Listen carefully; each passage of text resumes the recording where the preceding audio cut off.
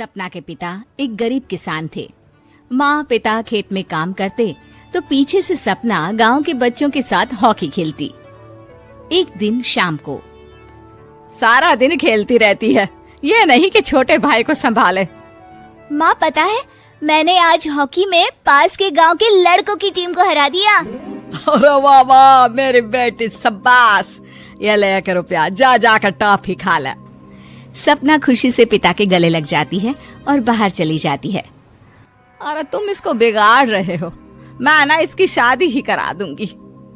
ऐसा कैसे शादी करा देगी? हाँ, अभी तो उम्र खेलने की है।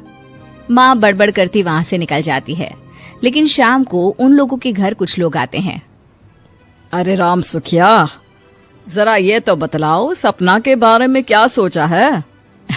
अरे क्या सोचना है मास्टर जी, पढ़ रही है, जितना पढ़ सकती है पढ़े, फिर शादी करवा देंगे, कोई अच्छा सा गांव का ही लड़का देख लेंगे।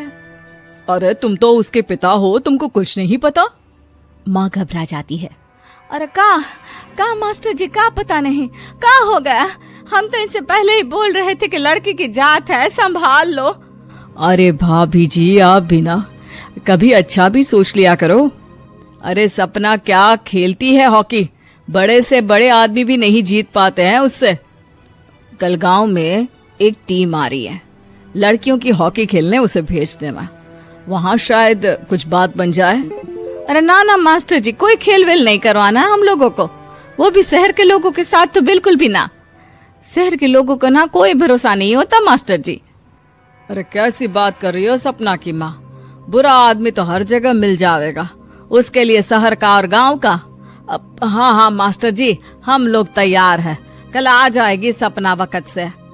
माँ के लाख मना करने पर भी पिता सपना को हॉकी टीम के लिए भेज देते हैं। शाम को सपना वापस आती है, लेकिन लट के मुंह से। और क्या हो गया, मार खाई हो का? कौन मारेगा हमें? कोई मार वार खाकर नहीं आए। अरे फिर शकल पर 12 क्यों बजे हैं, बताओगी? देखो माँ, आप समझोगी नहीं, बताकर फायदा क्या है? अरे बिटिया रानी, हम तो समझेंगे ना, हमें ही बता दे। सपना पापा के गले लग जाती है। पापा, मैं ना सिलेक्ट हो गई हूँ भारत की हॉकी टीम में खेलने के लिए। अरे वाह, ये तो बहुत ही खुशी की बात है मेरे बच्चे। फिर मेरी गुड़िया काहे परेशान है? पापा, मुझे दिल्ली जाना पड़ेगा आगे की प्रैक्टिस के लिए। माँ जो सारी बात सुन रही होती है, जोर से चिल्लाती है। एक पैसा नहीं है मेरे पास, समझी? कुछ नहीं दूंगी। शादी के लिए लड़का फाइनल भी कर दिया है, कल्ले का बेटा, वो शादी कर लेगा तुमसे। सपना पिता की ओर देखती है। अरे देख सपना, खेलने दिल्ली जाना है तो सिर्फ इसी शर्त पे कि आकर कल्ले से बेटे से चुपचाप शादी कर लेगी, बोल।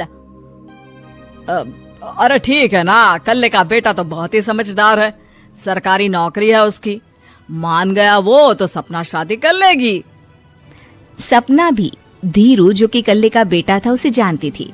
वो मन ही मन सोचती है कि शादी तो वैसे भी होनी है, लेकिन माँ की ये शर्त मान गई तो जीवन जीने का एक मौका तो जरूर मिलेगा।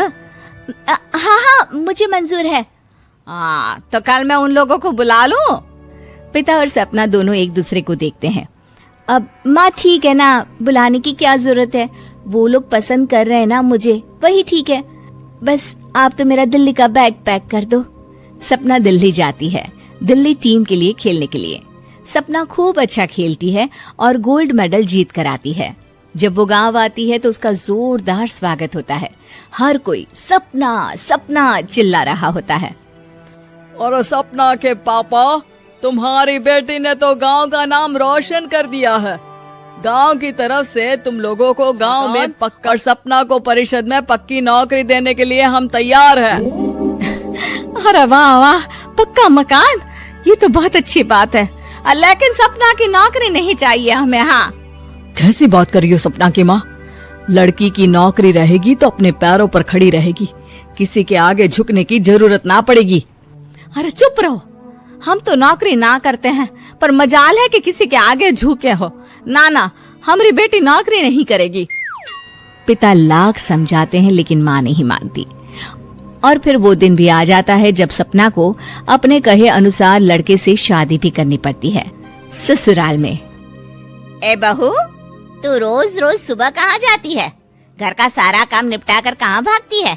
माँ का घर तो पास ही है, वहीं निकल जाती है क्या? नहीं माँ जी, मैं हॉकी खेलने जाती हूँ, मुझे खेलना पसंद है। खेलना पसंद है?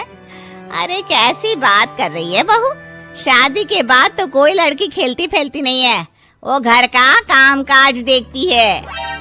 सपना कुछ नहीं कहती।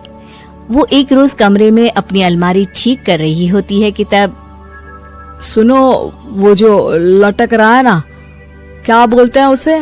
मेडल। सपना पति की बात सुनकर खुश हो जाती है, उनके पास जाती है। मैं सोच ही रही थी कि तुमने कभी पूछा क्यों नहीं। ये मेडल है, मैंने जीता है। पता है, हॉकी में बड़ा मैदान, बहुत से लोग, 2 टीम और फिर शुरू होता है जुनून। पता है, लगता है जैसे बस जिंदगी यही है, खेलते रहो, भागते रहो, दौड़ते रहो और लक्ष्य को पालो। सुनो ना, मैं ना भारतीय टीम के लिए खेलना चाहती हूँ। माँ, यहाँ तो आ जरा। सपना हैरान हो जाती है कि ये क्या हो गया, पति अचानक से माँ को क्यों बुला रहा है। हाँ बेटा, क्या हो गया? काहे गला फाड़ रहे हो? माँ, ये सपना क्या कह रही है? अरे बीवी तो बोलती ही रहती है बेटा, लेकिन क्या हो गया, चिल्ला क्यों रहे हो? ऐसा क्या बोल दिया इसने? माँ ये बोल रही है कि इसको खेलना है भारतीय टीम के लिए। सपना डर जाती है। नहीं माँ जी, मैंने कहा कि मैं चाहती हूँ कि वो मैं बोला था ना, शादी के बाद कोई खेलता नहीं, घर का काम काज देखता है, लेकिन फिर भी। नहीं माँ जी, ठीक है, मैं घर का काम देखूंगी, कल से मैं खेलने भी नहीं जाऊंगी, माफ कर दीजिए। सपना पति की तरफ देखती है जो माँ की तरफ देख रहा होता है। उसे गुस्सा तो आता है, लेकिन करती भी तो क्या, सास के सामने कैसे पति की क्लास लगाती। अरे बेटा, अब क्यों घूरे जा रहे हो बहू को? माँ, अभी इस बात का फैसला करके जाना, वरना ये तो तेरे कमरे से जाने के बाद मुझे। अब चुप हो जाइए आप, छोटी सी बात का बतंगड़ मत बनाइए। छोटी सी बात?